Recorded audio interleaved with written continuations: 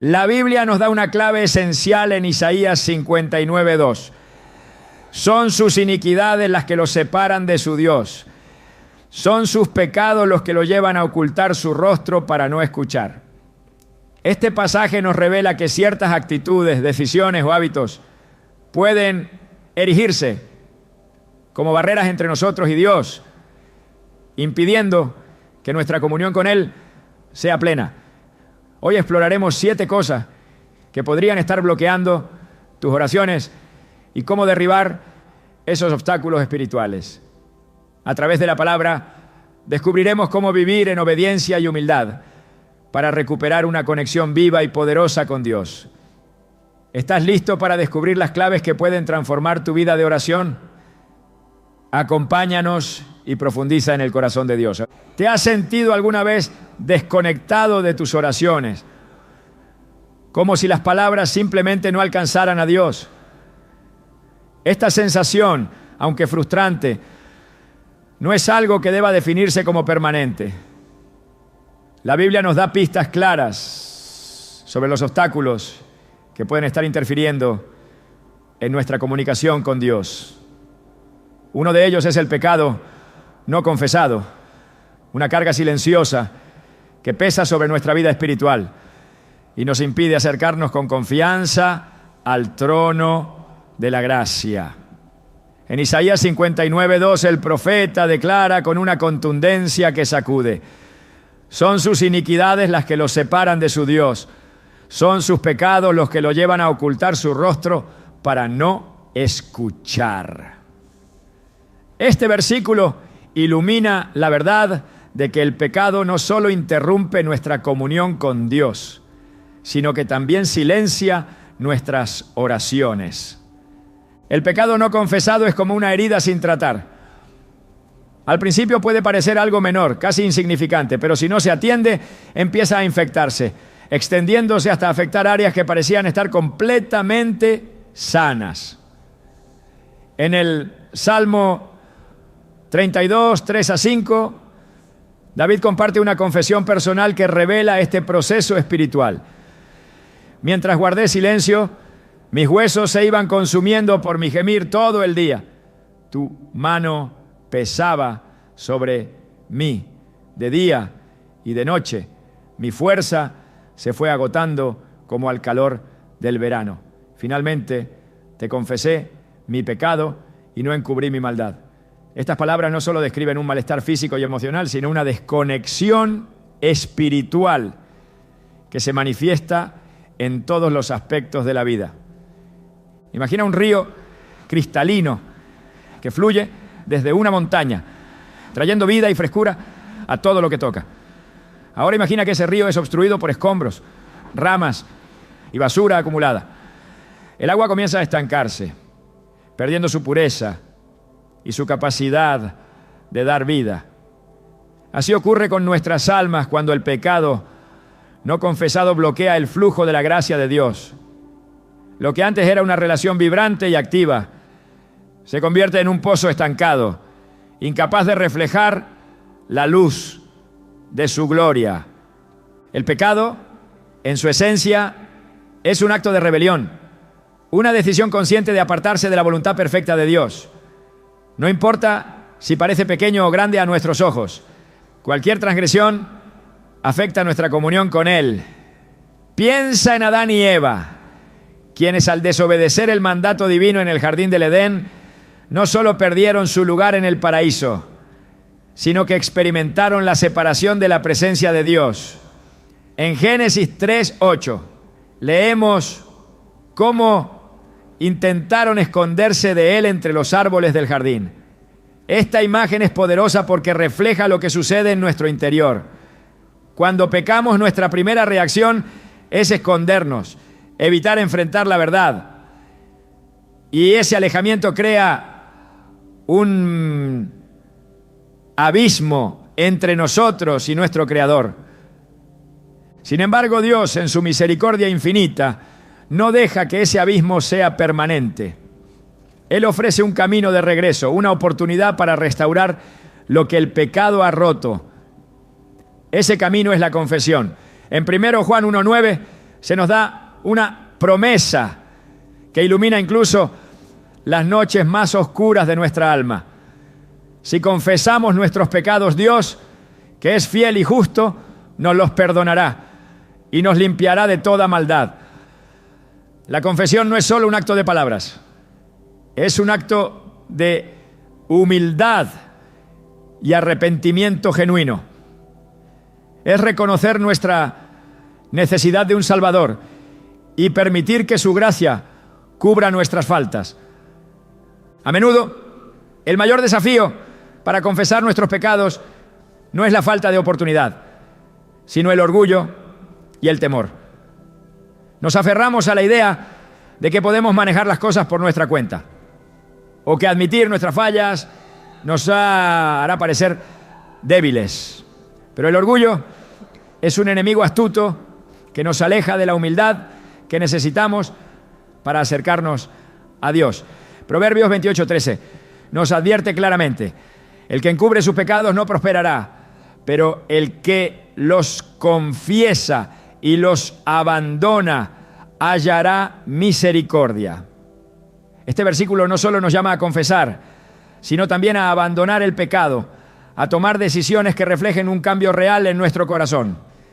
La historia del hijo pródigo en Lucas 15 es un recordatorio conmovedor de la gracia de Dios hacia aquellos que regresan a Él con un corazón contrito. El hijo, después de haber desperdiciado su herencia y haber caído en la desesperación, toma una decisión que cambiaría su vida para siempre: confesar su pecado y regresar a su padre. Cuando aún estaba lejos, su padre lo vio, corrió hacia él y lo abrazó, demostrando que la misericordia de Dios no tiene límites. Este relato nos asegura que sin importar cuán lejos hayamos caído, siempre podemos volver al Padre, quien nos recibe con los brazos abiertos. La confesión no solo nos libera de la culpa, sino que también abre las puertas a una renovación espiritual. Es como si el río estancado fuera limpiado de los escombros, permitiendo que el agua fluya nuevamente con frescura y pureza. La oración, que antes parecía monótona o sin vida, recobra su fuerza y significado. Nos acercamos a Dios con un corazón abierto, listos para escuchar su voz y responder a su llamado. A lo largo de la historia bíblica vemos ejemplos de personas que experimentaron esta transformación a través de la confesión. Uno de los más impactantes es el del rey David, cuya vida estuvo marcada tanto por momentos de gran fidelidad como por caídas profundas. Su pecado con Betsabé y el asesinato de Urías son recordatorios de que incluso los líderes más piadosos son vulnerables. Pero lo que distingue a David no es su perfección, sino su disposición a arrepentirse. En el Salmo 51 clama: crea en mí, oh Dios, un corazón limpio y renueva un espíritu recto dentro de mí. Este salmo es una declaración de desesperación y esperanza, un modelo de cómo buscar la restauración en Dios. El pecado no confesado no solo afecta nuestra relación con Dios, sino también con los demás. Las heridas no tratadas pueden manifestarse en nuestras interacciones diarias, causando conflictos, falta de confianza y aislamiento. Sin embargo, cuando somos transparentes y buscamos la reconciliación, no solo sanamos nuestras almas, sino que también fortalecemos nuestras relaciones. Jesús nos enseñó esta verdad en Mateo 5, 23, 24, donde instruyó a los que ofrecían sacrificios en el altar a reconciliarse primero con su hermano antes de presentar su ofrenda. Este principio subraya que nuestras relaciones horizontales afectan nuestra relación vertical con Dios. La confesión también tiene un efecto poderoso en nuestra perspectiva de la vida. Cuando llevamos la carga del pecado, nuestra visión se oscurece y perdemos la capacidad de ver el propósito y las bendiciones que Dios ha puesto frente a nosotros. No nosotros. Pero al ser liberados por su gracia, nuestros ojos se abren a su obra en nuestras vidas. Romanos 8:1 declara con autoridad: por lo tanto, ya no hay condenación para los que están unidos a Cristo Jesús. Este versículo es un recordatorio de que la confesión nos lleva de la oscuridad a la luz, de la culpa a la libertad. Dios no nos llama a confesar nuestros pecados para avergonzarnos, ¿ya?, sino para restaurarnos. Como un médico que trata una herida para evitar una infección, Él trabaja en nosotros con amor y cuidado, guiándonos hacia una vida plena en su presencia. Si hoy sientes que tus oraciones no alcanzan a Dios, detente y examina tu corazón. Pregúntate si hay algo que necesite ser confesado, algo que esté bloqueando el flujo de su gracia. No tengas miedo de abrir tu corazón al Padre. Él ya conoce tus fallas y su deseo es perdonarte y renovarte. El pecado no confesado es un peso que no estamos destinados a llevar. Jesús dijo en Mateo 11:28, vengan a mí todos ustedes que están cansados y agobiados, y yo les daré descanso. Esta invitación es una promesa de que cuando llevamos nuestras cargas a Él, encontramos el descanso y la paz que solo su gracia puede proporcionar. La confesión no es el fin del camino, es el comienzo de una vida nueva, una vida donde nuestras oraciones vuelven a fluir con poder y propósito. Dios está esperando, listo para escucharte. ¿Darás el primer paso hacia la restauración? La falta de perdón es como una sombra que se cierne sobre el corazón, impidiendo que la luz de Dios entre completamente en nuestras vidas. Es un peso que no solo afecta a nuestras relaciones con los demás, sino que también bloquea nuestra comunión con Dios. Jesús fue claro al respecto. Y cuando estén orando, si tienen algo contra alguien, perdónenlo, para que también su Padre que está en el cielo les perdone a ustedes sus pecados. Marcos 11:25. Este mandato no es una simple sugerencia, sino una condición espiritual que determina el alcance de nuestras oraciones. La falta de perdón no solo endurece el corazón, sino que lo desconecta de la gracia divina que fluye a través del amor y la reconciliación. El perdón es la esencia misma del carácter de Dios. En el Salmo 103:12 se nos dice que Él aleja nuestras transgresiones tan lejos como está el oriente del occidente. Este acto divino no solo revela su misericordia, sino que establece un modelo a seguir. Cuando guardamos rencor o nos aferramos al dolor causado por otros, estamos eligiendo un camino que nos aleja de su naturaleza. La falta de perdón crea una barrera invisible pero real que afecta la eficacia de nuestras oraciones. Como lo señala Isaías 1:15, cuando levantan sus manos en oración, yo esconderé mis ojos de ustedes. Aunque multipliquen sus plegarias, no escucharé. Este pasaje ilustra cómo la falta de limpieza en el corazón puede silenciar incluso las oraciones más fervientes. El perdón, sin embargo, no es una emoción natural, es un acto deliberado de obediencia. Requiere reconocer que la justicia y la restauración pertenecen a Dios y no a nosotros. En Romanos 12:19 se nos exhorta: no tomen venganza, queridos hermanos, sino dejen el castigo en las manos de Dios, porque está escrito: mía es la venganza, yo pagaré, dice el Señor. Este llamado a confiar en el juicio divino nos libera de la carga de la amargura y nos permite experimentar la paz que solo Dios puede dar. La falta de perdón no solo afecta a nuestras relaciones humanas, sino que también contamina nuestra relación con Dios.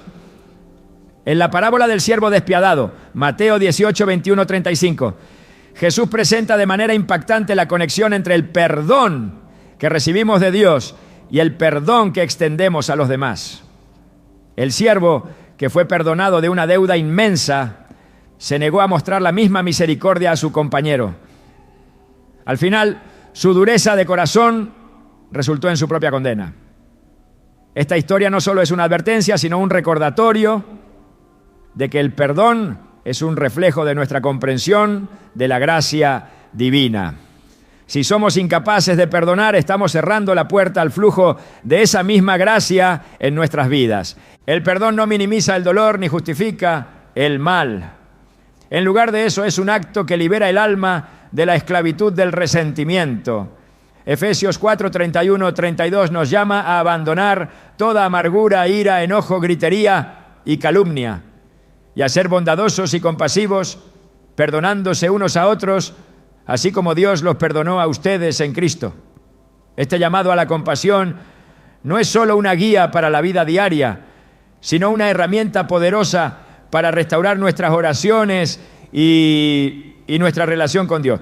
La falta de perdón también puede manifestarse de maneras sutiles, como en la forma de un resentimiento silencioso o un deseo de venganza oculto. Aunque estos sentimientos no siempre se expresan externamente, todavía tienen un impacto profundo en nuestro espíritu. En Mateo 5, 23, 24, Jesús subraya la importancia de resolver estos conflictos antes de acercarse a Dios en oración. Por tanto, si estás presentando tu ofrenda en el altar y allí recuerdas que tu hermano tiene algo contra ti, deja tu ofrenda allí delante del altar y ve a reconciliarte con tu hermano. Luego, vuelve y presenta tu ofrenda. Este mandato no solo demuestra la prioridad de la reconciliación, sino que también establece un estándar para la pureza del corazón al entrar en la presencia de Dios.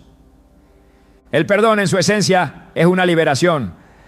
Es un acto que rompe cadenas invisibles y permite que el amor fluya nuevamente. Pero el proceso no siempre es fácil. Puede implicar una lucha interna entre nuestra voluntad humana y el llamado divino a imitar a Cristo. En Colosenses 3:13 se nos insta a soportarse unos a otros y perdonarse si alguno tiene una queja contra otro, así como el Señor los perdonó, perdonen también ustedes. Esta conexión entre el perdón divino y el humano resalta que no podemos separar nuestra relación con Dios de nuestras relaciones con los demás.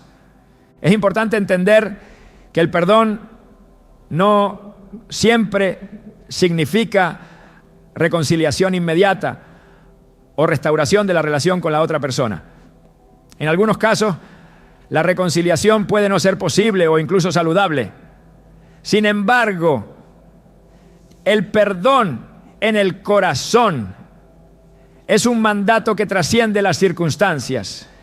Es un compromiso de liberar a la otra persona de la deuda emocional y de confiar en que Dios traerá justicia a su tiempo. Esto se refleja en Proverbios 20, 22. No digas, yo me vengaré. Espera en el Señor y Él te salvará. Esta confianza en el Señor no solo nos libera de la carga de la venganza, sino que también nos permite experimentar su paz. El acto de perdonar también tiene un impacto transformador en nuestras oraciones. Cuando soltamos la amargura, nuestras oraciones ya no están contaminadas por el dolor y el rencor. En lugar de eso, se convierten en expresiones sinceras de fe y amor. En Filipenses 4, 6, 7, Pablo nos anima a presentar nuestras peticiones a Dios con acción de gracias, prometiendo que la paz de Dios, que sobrepasa todo entendimiento, guardará sus corazones y sus pensamientos en Cristo Jesús. Este tipo de oración solo es posible cuando hemos liberado nuestro corazón de la carga de la falta de perdón. El perdón no es solo un acto de obediencia, es un reflejo de nuestra comprensión del Evangelio. Jesús en la cruz clamó, Padre, perdónalos porque no saben lo que hacen. Lucas 23, 34. Este momento no solo muestra la profundidad de su amor, sino que establece un estándar para nosotros. Si Cristo pudo extender el perdón en medio del sufrimiento más grande, ¿cómo podemos nosotros negarlo en nuestras vidas diarias? Este llamado a imitar a Cristo es central en nuestra fe y en nuestra relación con Dios. Cuando entendemos el perdón como una parte integral de nuestra vida espiritual, comenzamos a ver su impacto en todas las áreas de nuestra relación con Dios. Nuestras oraciones, que antes podían sentirse estancadas o sin respuesta, comienzan a fluir nuevamente con un nuevo sentido de propósito y poder. Santiago 5:16 nos recuerda que la oración del justo es poderosa y eficaz.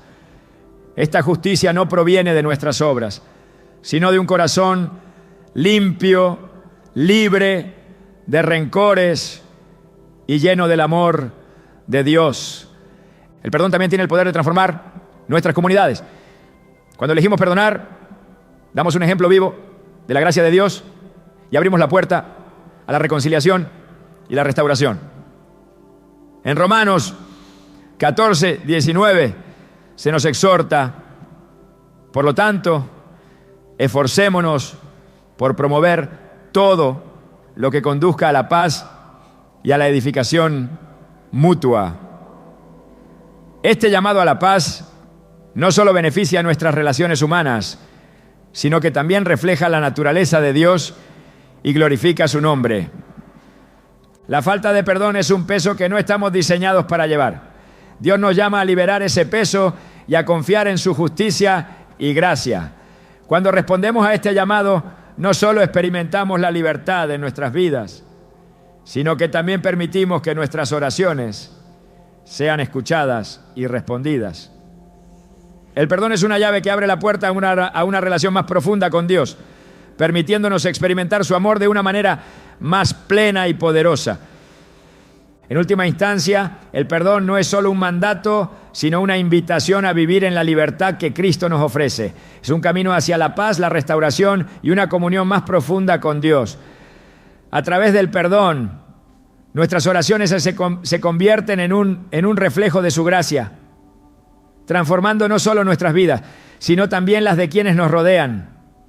Dios está esperando que soltemos el peso de la falta de perdón para que podamos entrar en su presencia con un corazón limpio y una fe renovada. El orgullo es una raíz silenciosa que germina en el corazón y nos separa de la comunión plena con Dios. Es un enemigo que a menudo se disfraza de autosuficiencia, confianza malentendida o la necesidad de controlar nuestras circunstancias. La Escritura no es ambigua al describir sus efectos devastadores. El orgullo va delante de la destrucción y la arrogancia antes de la caída. Proverbios 16:18. Este versículo no solo es una advertencia, sino una verdad que se manifiesta en cada aspecto de nuestra vida espiritual, especialmente en la oración. El orgullo no solo nos aleja de los demás, sino que endurece nuestro corazón ante Dios, bloqueando la humildad necesaria para acercarnos a Él. En el corazón de la oración se encuentra la dependencia. Cuando nos arrodillamos ante Dios, reconocemos nuestra incapacidad para caminar solos y nuestra necesidad de su guía.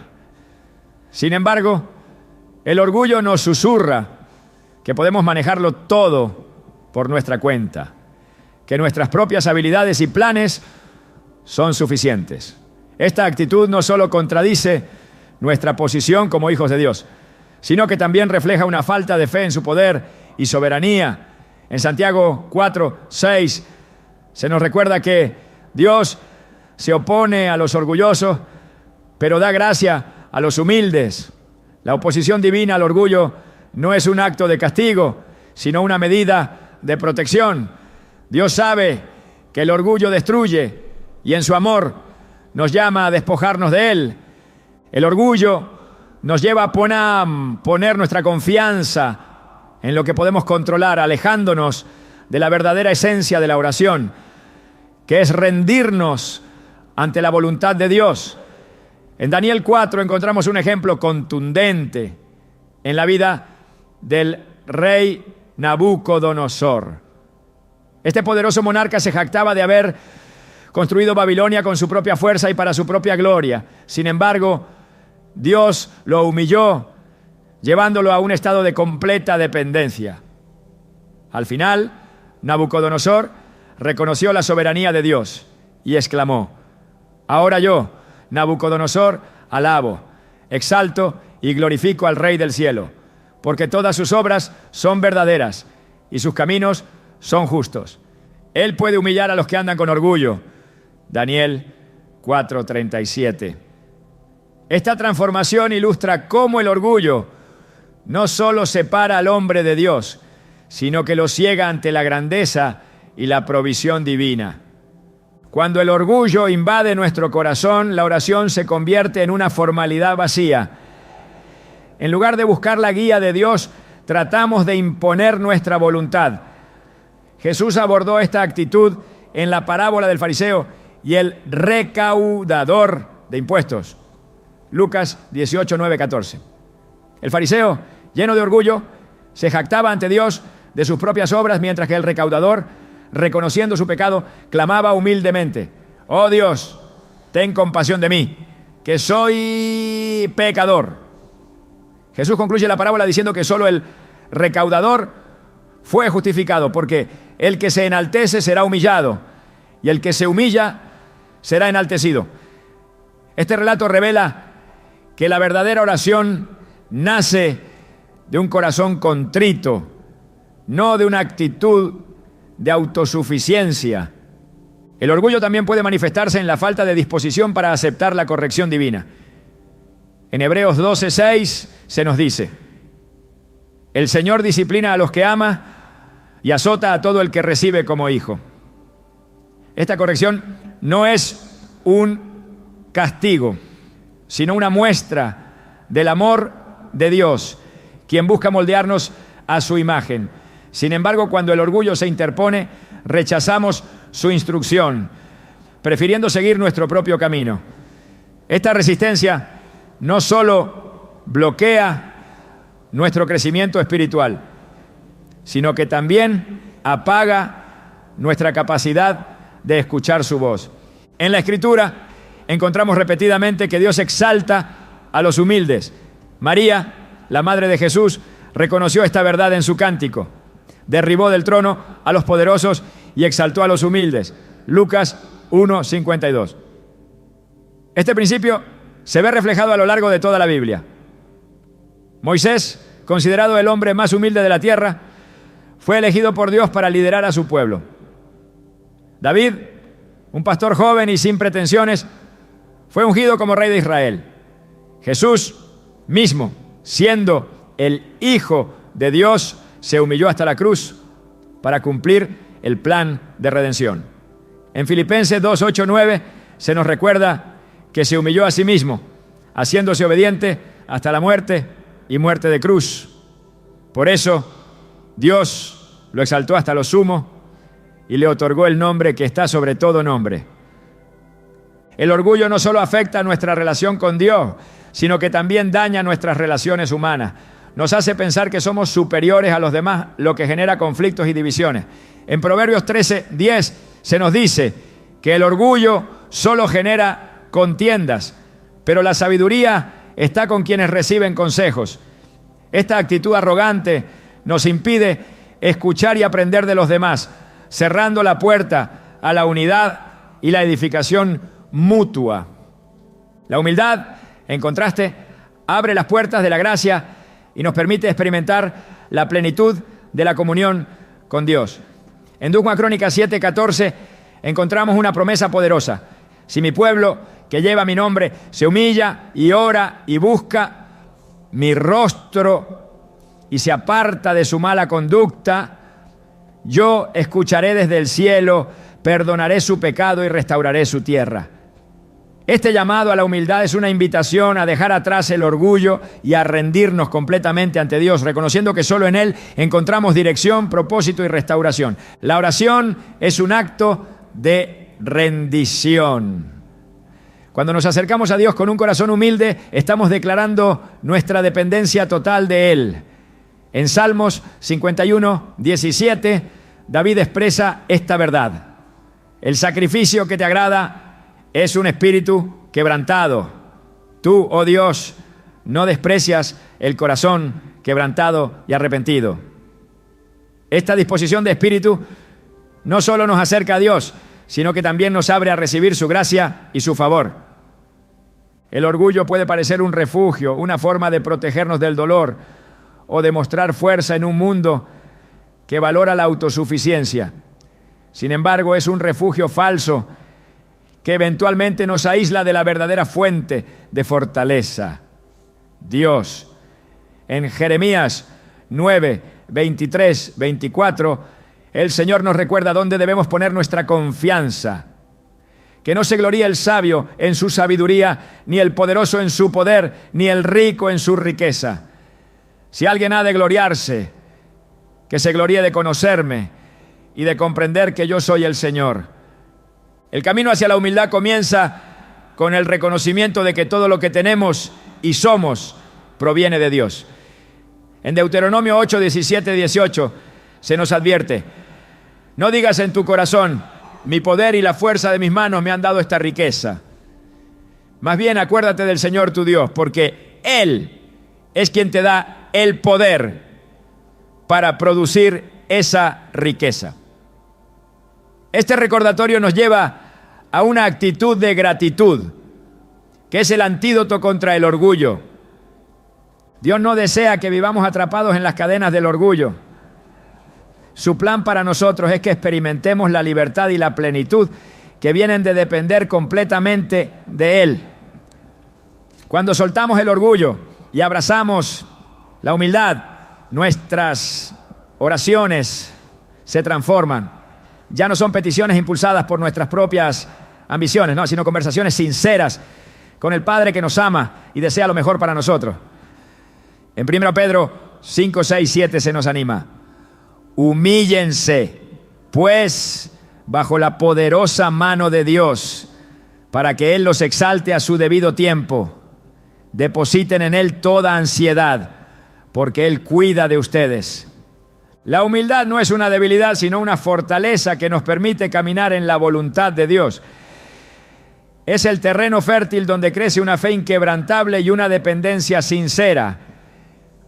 Cuando elegimos humillarnos, estamos declarando que nuestra confianza está en Dios y no en nosotros mismos.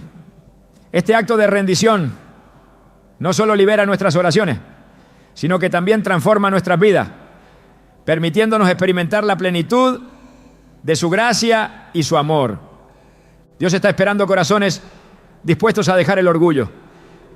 Él desea que cada oración que elevemos esté impregnada de humildad, dependencia y confianza en su soberanía. Al acercarnos a Él con un espíritu contrito, encontramos no solo su oído atento, sino también su mano poderosa obrando a nuestro favor. Las distracciones mundanas son como el ruido de fondo constante que apaga la voz de Dios en nuestras vidas. Vivimos en una época donde todo compite por nuestra atención. El trabajo, las responsabilidades, las redes sociales, el entretenimiento. Estas distracciones, aunque puedan parecer inofensivas, tienen un efecto silencioso pero devastador en nuestra relación con Dios. La Escritura nos advierte sobre este peligro en Lucas 10, 41, 42. Cuando Jesús dijo a Marta: Marta, Marta, estás preocupada y turbada por muchas cosas, pero solo una es necesaria. Este recordatorio no fue una reprimenda, sino una invitación a elegir lo esencial: la comunión con Él. La oración requiere espacio, tiempo y un corazón dispuesto a escuchar. Sin embargo, cuando nuestras mentes están llenas de preocupaciones y actividades, nos resulta difícil discernir la voz de Dios. Estas distracciones no siempre son malas en sí mismas. A menudo están relacionadas con nuestras obligaciones diarias o incluso con bendiciones que Dios nos ha dado. Pero cuando permitimos que ocupen el primer lugar en nuestra vida, desplazamos a Dios y nos alejamos de su presencia. En Marcos 4:19 Jesús describe cómo las preocupaciones de esta vida, el engaño de las riquezas y los deseos de otras cosas entran y ahogan la palabra, haciéndola infructuosa. Esta imagen de una planta asfixiada por espinas ilustra cómo nuestras prioridades desordenadas pueden sofocar la obra de Dios en nosotros. El desafío de combatir las distracciones no es nuevo. Incluso en tiempos bíblicos, los seguidores de Dios enfrentaron el mismo problema. En Éxodo 32, mientras Moisés estaba en el monte recibiendo la ley de Dios, el pueblo de Israel se distraía con la idea de un Dios visible y construía un becerro de oro. Este acto no solo fue una expresión de idolatría, sino también un reflejo de su incapacidad para esperar en Dios y enfocarse en su promesa. Al igual que ellos, nuestra tendencia a distraernos a menudo nos lleva a buscar soluciones inmediatas o satisfacciones temporales, en lugar de esperar pacientemente en Dios. Las distracciones modernas tienen una capacidad única para capturar nuestra atención de formas que ni siquiera percibimos. Cada notificación en el teléfono, cada programa en la televisión, cada demanda urgente parecen exigir una respuesta inmediata. Sin embargo, estas pequeñas interrupciones acumulan un costo espiritual. En 1 Reyes 19, 11, 12, cuando Dios se revela a Elías, no lo hace a través de un viento poderoso, un terremoto o un fuego, sino en un suave susurro. Este momento subraya que la voz de Dios a menudo no compite con el ruido de nuestra vida, más bien espera a que hagamos silencio para poder escucharla. El llamado a apartarse del ruido y buscar a Dios en oración está presente en toda la Escritura. En Salmos 46:10 se nos dice: quédense quietos, reconozcan que yo soy Dios. Esta quietud no es solo física, sino también espiritual y mental. Es un estado en el que dejamos de lado nuestras preocupaciones y distracciones para enfocarnos completamente en Dios. Sin embargo, esta quietud no surge de manera natural. Requiere disciplina y una decisión consciente de priorizar a Dios sobre todo lo demás. Jesús nos dio un ejemplo perfecto de cómo enfrentar las distracciones. A pesar de su agenda llena de enseñanzas, milagros y multitudes que lo seguían, siempre apartó tiempo para estar a solas con el Padre. En Marcos 1:35 leemos: muy de madrugada, cuando todavía estaba oscuro, Jesús se levantó, salió de la casa y se fue a un lugar solitario, donde se puso a orar.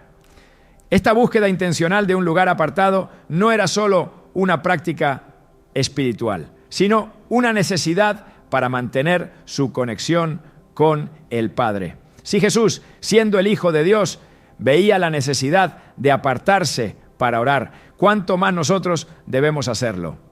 El problema con las distracciones no es solo que nos apartan de la oración, sino que también distorsionan nuestra percepción de lo que realmente importa.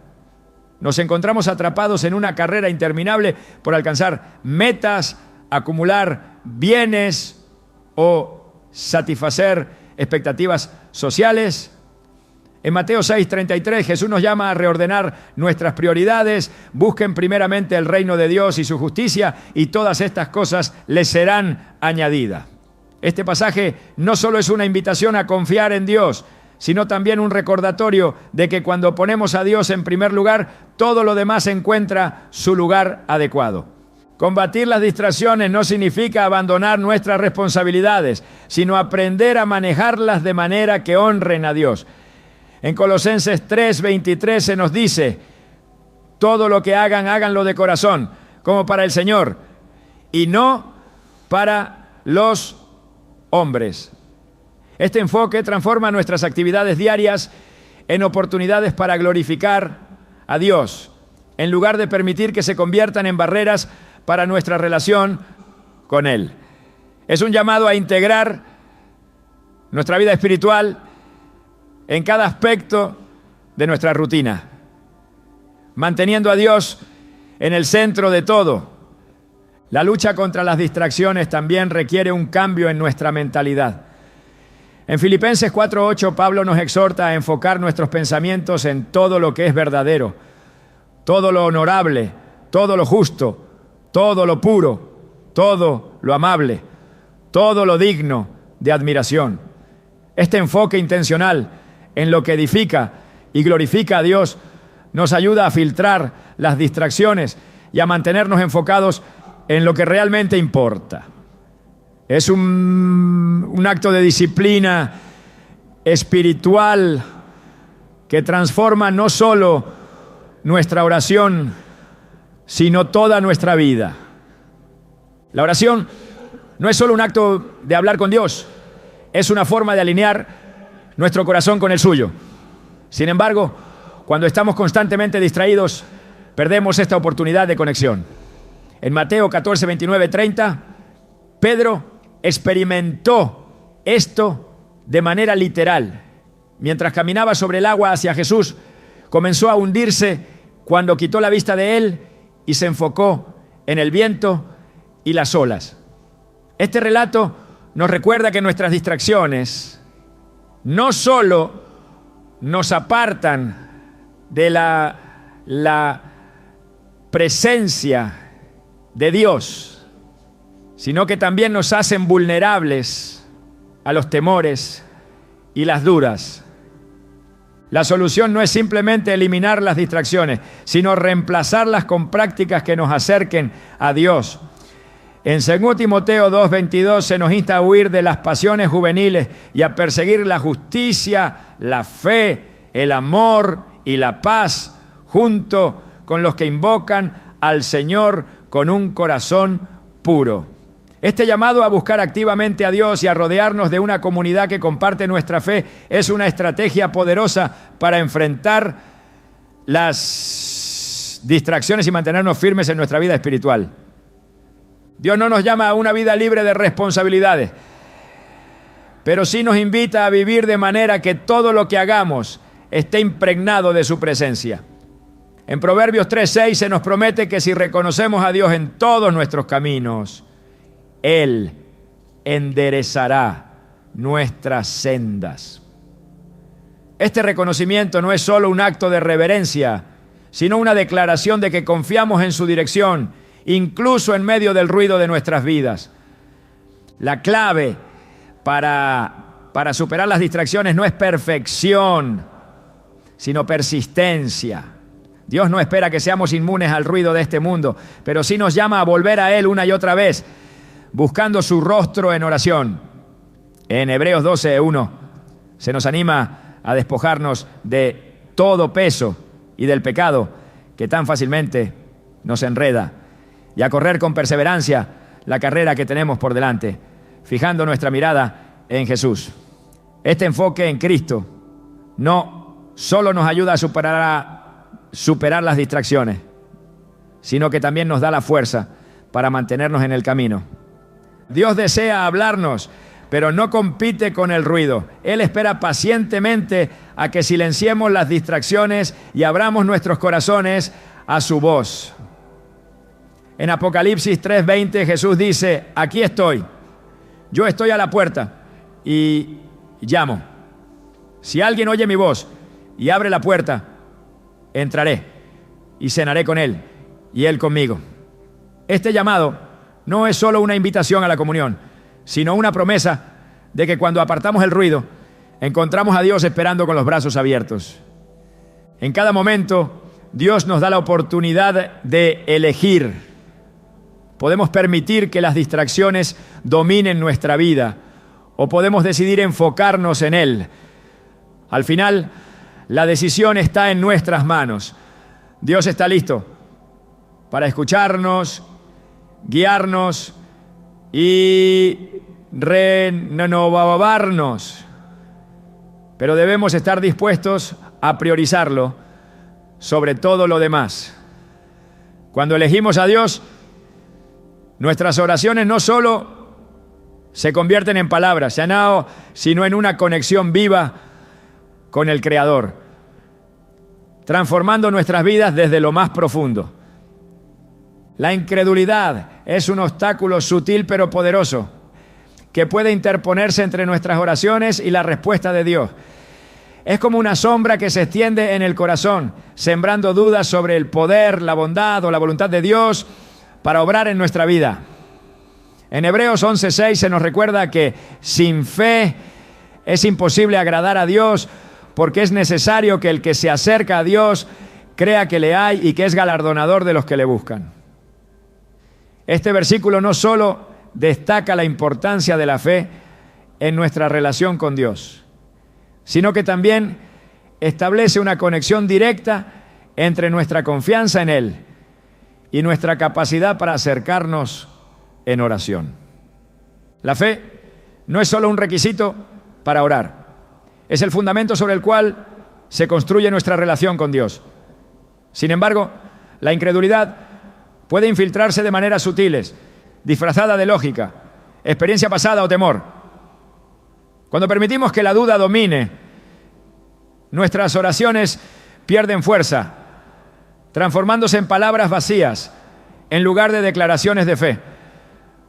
Jesús mismo abordó esta realidad cuando dijo: de cierto les digo, si tienen fe y no dudan, no solo harán lo que yo hice con la higuera, sino que podrán decirle a este monte: quítate de aquí y tírate al mar, y así será.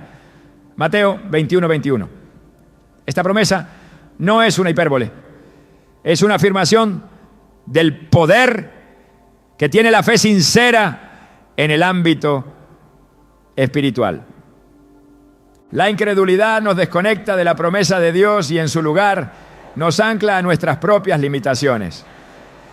A menudo es más fácil confiar en lo que vemos o en lo que hemos experimentado antes que en la palabra de Dios. Pero la Biblia nos llama a vivir por fe, no por vista, según Corintios 5:7.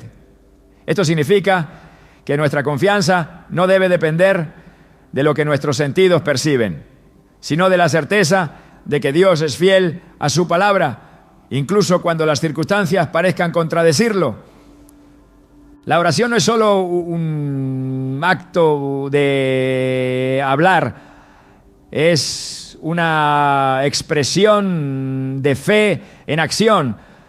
Cuando oramos declaramos que creemos que Dios es capaz de escuchar y responder. Sin embargo, cuando la incredulidad se infiltra, nuestras oraciones pueden volverse frías, mecánicas o incluso inexistentes.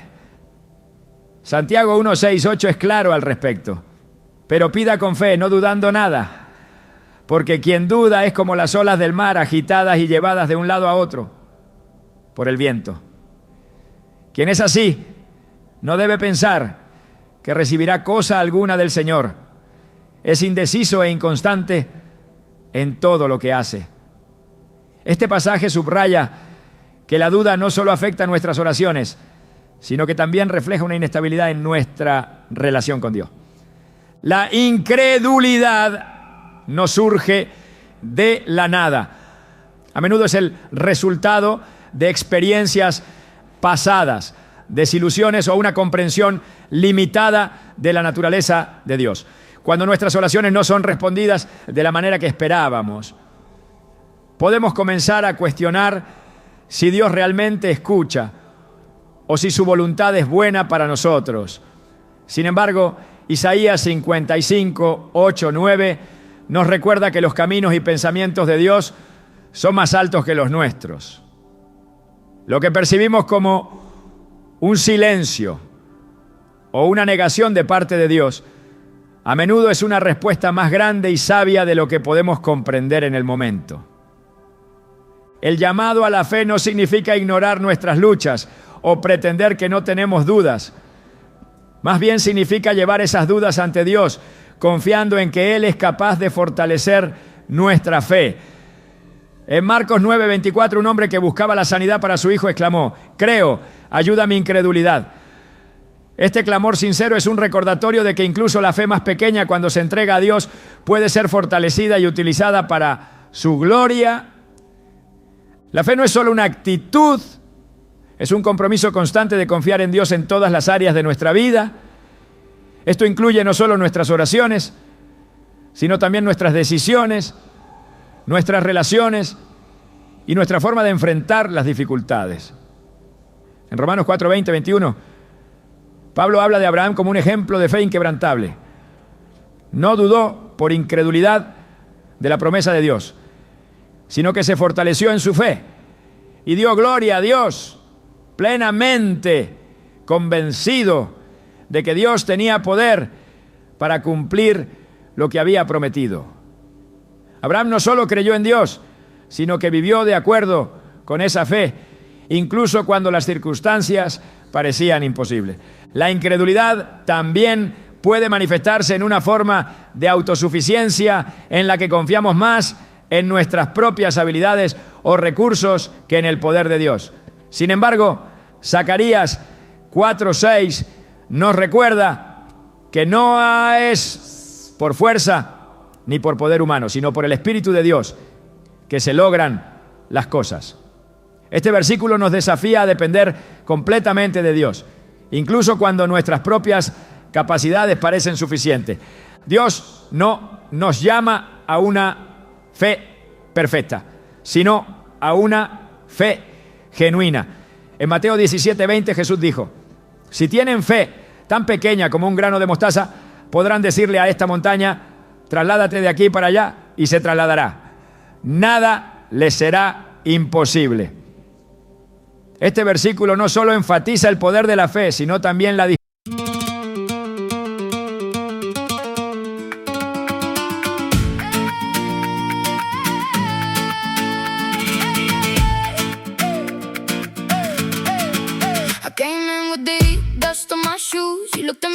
like you already knew. Your name in my mouth tasted like wine. That old red one that made me cross the line. Palm on the door, heart on the wire. You move like a flame and I move like fire. Hey, hey, don't look away. Hey, hey, I'm here to stay. Hands on the air, feel that spark ignite. One more step closer and we lose the fight. Sangre y roses, sangre y roses.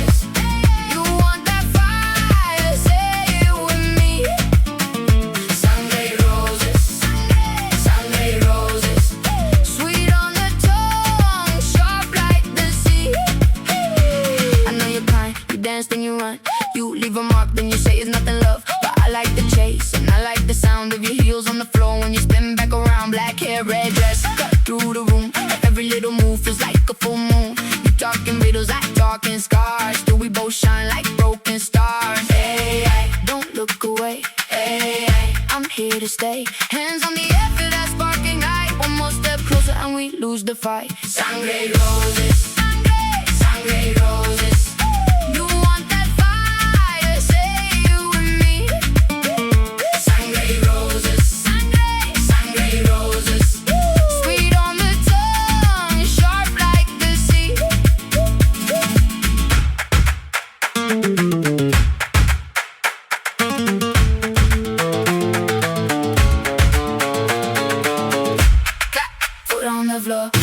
Your name, then I wanted more.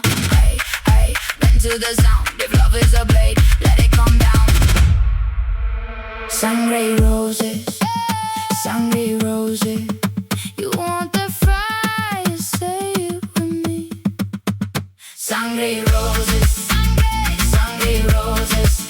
Sweet on the tongue, sharp like the sea. Sangre y roses, sangre, sangre y roses.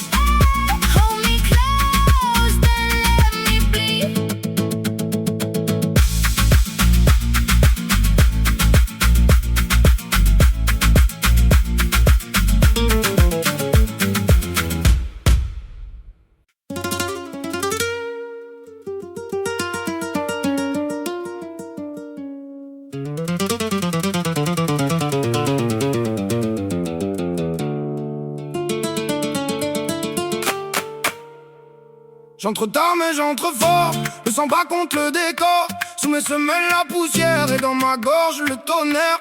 J'ai les mains pleines de feu, le cœur cabossé pas peureux. Tu crois m'éteindre d'un regard mais je tiens debout dans le noir.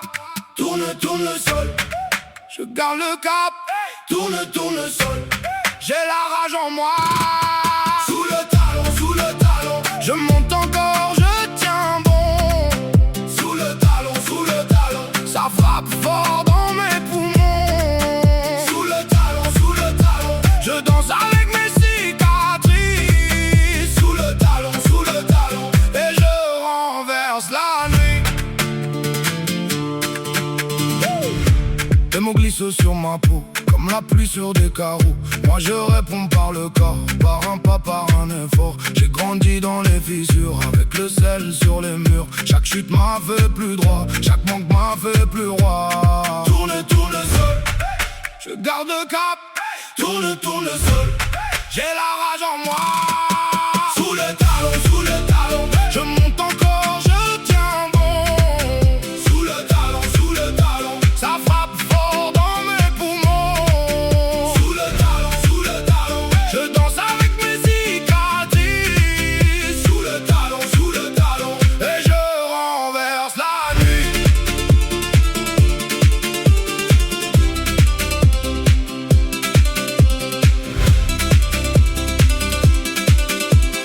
Laisse venir la tempête, j'ai appris l'art de tenir. Même quand tout veut me faire taire, je suis la brèche, je veux salir. Je tends les bras, je prends l'espace, je ne demande plus la place. Je la prends ce soir et ton dos tombe en retard. Sous le talon, je monte encore, je tiens bon.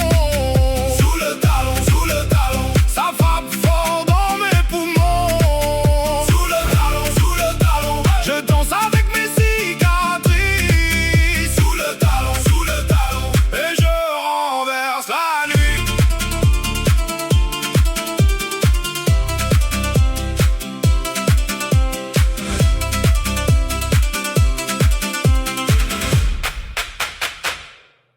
Disposición de Dios para obrar incluso a través de la fe más pequeña, siempre que sea auténtica. La fe genuina también requiere acción. Santiago 2:26 nos enseña que la fe sin obras está muerta. Esto significa que nuestra fe no puede limitarse a palabras o pensamientos. Debe expresarse en nuestras elecciones y comportamientos. Cuando oramos con fe, no solo pedimos a Dios que actúe, sino que también nos disponemos a obedecer su dirección, confiando en que su plan es perfecto. La incredulidad no es una barrera insuperable, pero requiere que estemos dispuestos a confrontarla con la verdad de la palabra de Dios. En Romanos 10:17 se nos dice que la fe viene como resultado de oír el mensaje, y el mensaje que se oye es la palabra de Cristo. Esto significa que nuestra fe se fortalece cuando nos sumergimos en la Escritura, recordando las promesas de Dios y su fidelidad a lo largo de la historia. Dios no se aparta de nosotros cuando luchamos con la incredulidad. Al contrario, nos invita a acercarnos a Él con honestidad. En Jeremías 29:13 encontramos una promesa poderosa. Me buscarán y me encontrarán cuando me busquen de todo corazón. Este versículo no solo nos asegura que Dios está dispuesto a ser encontrado, sino que también nos llama a una búsqueda intencional y persistente, incluso en medio de nuestras dudas. La oración es un acto de fe, y la fe es un regalo que Dios desea cultivar en nosotros. Aunque enfrentemos momentos de incertidumbre o temor, podemos estar seguros de que Dios es fiel para completar la obra que ha comenzado en nuestras vidas. Filipenses 1:6. La incredulidad no tiene que definir nuestras oraciones. En su lugar podemos elegir confiar en el carácter y las promesas de Dios, sabiendo que Él es capaz de hacer mucho más de lo que pedimos o imaginamos. Efesios 3:20. Dios no está limitado por nuestras dudas, pero anhela que confiemos plenamente en Él. Cuando llevamos nuestra incredulidad a la cruz, encontramos no solo perdón, sino también la fuerza para caminar en fe. Cada oración que hacemos, cada paso que damos en obediencia, es una declaración de que creemos en un Dios que es bueno, poderoso y digno de toda nuestra confianza. La falta de gratitud es un velo que cubre el corazón, apagando la luz de la comunión con Dios y bloqueando nuestras oraciones. La gratitud no es solo una expresión de cortesía, es un mandato espiritual, una actitud que transforma nuestras perspectivas y nos conecta con el carácter de Dios. En Filipenses 4:6, Pablo nos exhorta: no se inquieten por nada, más bien en toda ocasión con oración y ruego, presenten sus peticiones a Dios y denle gracias. Este llamado no es una sugerencia casual, sino una clave espiritual para desbloquear la paz y la respuesta divina en nuestras vidas. La falta de gratitud nace de un corazón centrado en lo que falta, en lugar de lo que Dios ya ha provisto. Este enfoque distorsionado no solo nos roba la alegría, sino que también limita nuestra capacidad de reconocer la bondad de Dios. En Romanos 1:21 se describe cómo la ingratitud alejó al hombre de Dios. A pesar de haber conocido a Dios, no lo glorificaron como a Dios ni le dieron gracias, sino que se extraviaron en sus inútiles razonamientos y se les oscureció el corazón insensato. Este versículo muestra que la ingratitud no es solo una falta de cortesía, sino un síntoma de un corazón endurecido que se aleja de su Creador. La gratitud es la respuesta natural de un corazón que entiende la gracia de Dios. Cuando miramos hacia atrás y recordamos su fidelidad, nuestro espíritu se llena de alabanza y nuestras oraciones cobran vida. El Salmo 103.2 nos invita a esta práctica. Bendice, alma mía, al Señor, y no olvides ninguno de sus beneficios. Este versículo nos llama a cultivar una memoria agradecida, a no permitir que las bendiciones se pierdan en el ruido de las preocupaciones diarias.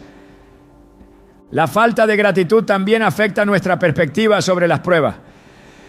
En 1 Tesalonicenses 5:18, Pablo escribe: den gracias en toda circunstancia, porque esta es la voluntad de Dios para ustedes en Cristo Jesús. Este llamado no implica ignorar el dolor o fingir alegría, sino reconocer que incluso en medio de las dificultades Dios está obrando para nuestro bien. Esta actitud transforma nuestras oraciones, llevándolas de simples peticiones a actos de adoración y confianza en la soberanía divina. En las Escrituras, la gratitud está entrelazada con el poder de la oración. Cuando Jesús alimentó a los 5,000, primero dio gracias y lo poco se multiplicó para satisfacer las necesidades de todos. Juan 6:11. Este acto no solo fue un ejemplo de fe, sino también una lección sobre cómo la gratitud abre las puertas para que Dios obre en nuestras vidas. La gratitud no es solo una respuesta a lo que Dios ya ha hecho. Es un acto de fe que anticipa su provisión futura.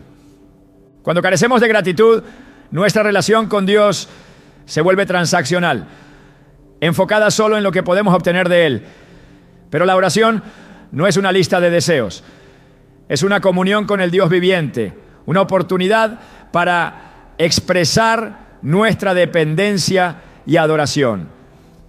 En el Salmo 104 se nos invita a entrar en su presencia con gratitud.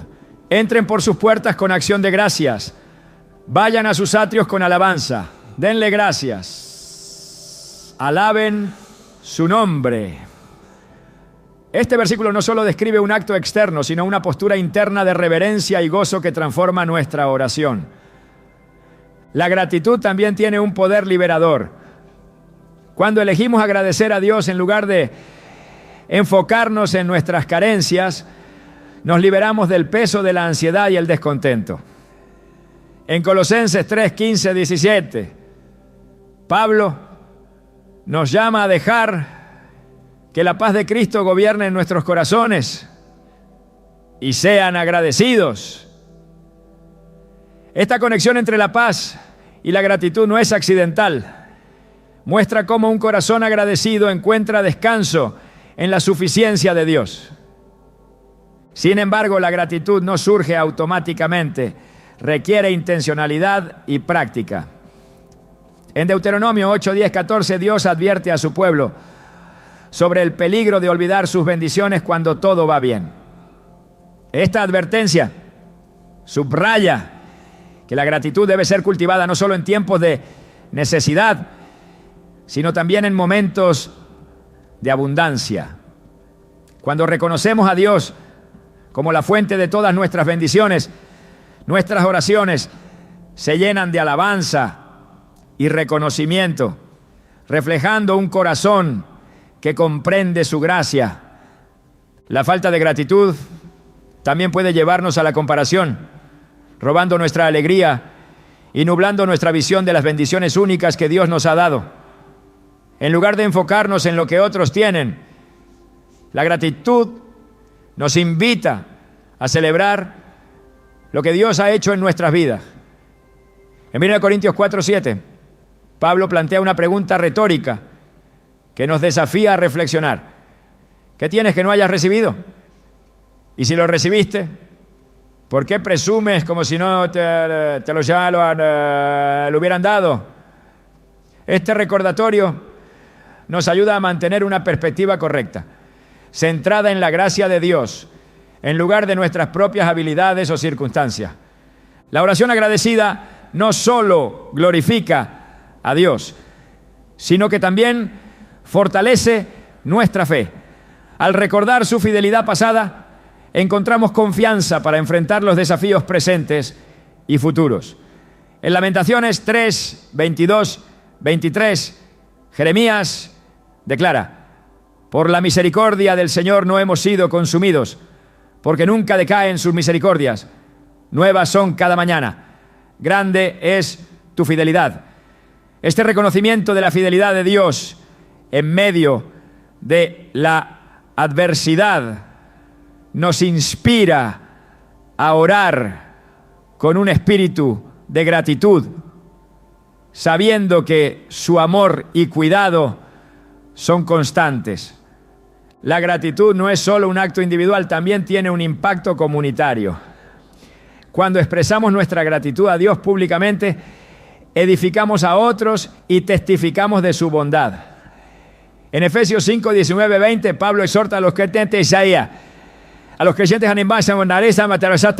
animarse mutuamente con salmos, himnos y canciones espirituales, cantando y alabando al Señor con el corazón, dando siempre gracias a Dios Padre por todo, en el nombre de nuestro Señor Jesucristo. Este acto de alabanza compartida no solo glorifica a Dios, sino que fortalece la fe de la comunidad. Dios no necesita nuestra gratitud, pero sabe que un corazón agradecido nos acerca más a Él. La gratitud nos recuerda nuestra dependencia de su gracia y nos ayuda a mantener una perspectiva correcta sobre quién es Él y quiénes somos nosotros en relación con Él. Cuando elegimos ser agradecidos, no solo transformamos nuestras oraciones, sino que también permitimos que su paz y gozo llenen nuestras vidas. La falta de gratitud puede parecer un problema menor, pero tiene implicaciones profundas en nuestra vida espiritual. Nos aleja de la alabanza, nos encierra en el descontento y nos hace olvidar las maravillas que Dios ha hecho por nosotros. Sin embargo, cuando cultivamos un espíritu de gratitud, nuestras oraciones se convierten en un reflejo de la gracia de Dios y nuestras vidas en un testimonio de su bondad. La invitación está abierta. ¿Elegiremos vivir en la plenitud de la gratitud o permitiremos que la ingratitud silencie nuestras oraciones? Dios está esperando, listo para escuchar y responder a un corazón lleno de agradecimiento. La oración es más que palabras dirigidas a Dios, es el latido mismo de nuestra relación con Él, es el espacio donde nuestras cargas se disuelven en su gracia y donde encontramos fuerzas para enfrentar lo que parece insuperable. Sin embargo, a lo largo de este recorrido, hemos visto cómo ciertos obstáculos, a menudo invisibles o subestimados, se interponen entre nosotros y ese encuentro divino. Ahora, mientras cerramos este viaje, no se trata de mirar atrás con una sensación de derrota o culpa, sino de avanzar con la certeza de que Dios nos llama a una comunión renovada y poderosa con Él. Dios no nos diseñó para llevar cadenas invisibles que nos alejen de su presencia. Su propósito siempre ha sido liberarnos para que podamos caminar en plenitud, confiando en su amor y poder.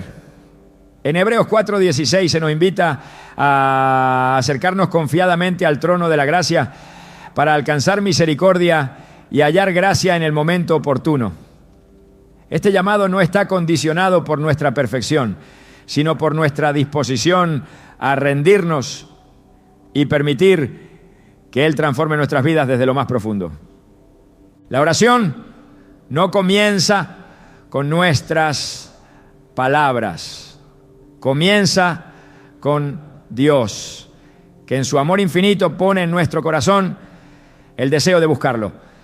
Cada vez que sentimos la urgencia de orar, no es solo un acto nuestro, sino una respuesta a su espíritu que nos atrae.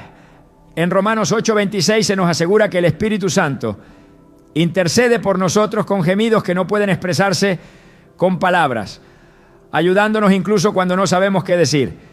Esto significa que nunca estamos orando solos. Siempre tenemos la guía de Dios mismo, asegurándose de que nuestras palabras lleguen al cielo. Es importante recordar que la oración no se mide por su longitud o elocuencia, sino por su autenticidad. Dios no está buscando palabras perfectas, sino corazones sinceros. En la oración del publicano en Lucas 18:13, una simple frase llena de arrepentimiento: Dios, ten compasión de mí, que soy pecador, fue suficiente para tocar el corazón de Dios. Esto nos enseña que incluso en nuestras debilidades podemos acercarnos a Él con la confianza de que somos escuchados y aceptados. La oración también es el lugar donde aprendemos a escuchar. Muchas veces nos acercamos a Dios con una lista de peticiones, olvidando que la comunión es un diálogo, no un monólogo. En Salmos 46:10 se nos dice: quédense quietos y reconozcan que yo soy Dios. Este llamado a la quietud no es una pausa vacía, sino una invitación a sintonizarnos con su voz y a permitir que su paz gobierne nuestro corazón. Dios desea que nuestras oraciones sean una expresión de amor, confianza y dependencia de Él. No hay barrera que su gracia no pueda derribar, ni distancia que su amor no pueda atravesar. Hoy es el día para renovar nuestro compromiso con la oración y con la presencia de un Dios que siempre está dispuesto a escucharnos y responder.